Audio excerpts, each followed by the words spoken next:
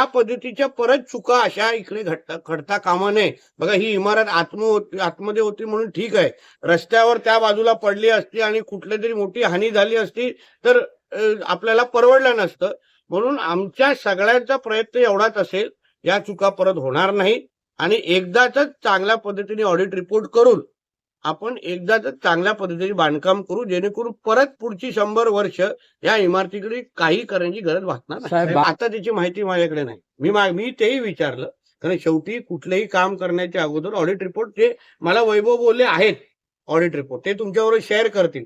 वरचं काम पीडब्ल्यूडीचं होतं, खालची दगडे हल्लेली आहे, त्याच्यामुळे ती पूर्ण इमारत कोसळली. जे दगड जुनी होती ना ती हल्ली, पण ते काम करताना त्यांनी थोडी काळजी घेतली पाहिजे असे आता मताचा मी आहे. उगाच तुम्ही काम करतात आणि तुम्हाला माहिती आहे खालची दगडी हलतायत, मग कशाला तुम्ही काळजी घेतली पाहिजे ना, नाहीतर ही घटना घडलीच नसती. म्हणून अशा पद्धतीचे काय हलगर्जी असतील तर मी कोणाची चूक असेल तर तुम्ही मला ओळखतात, मी काय सोडणारापैकी नाही.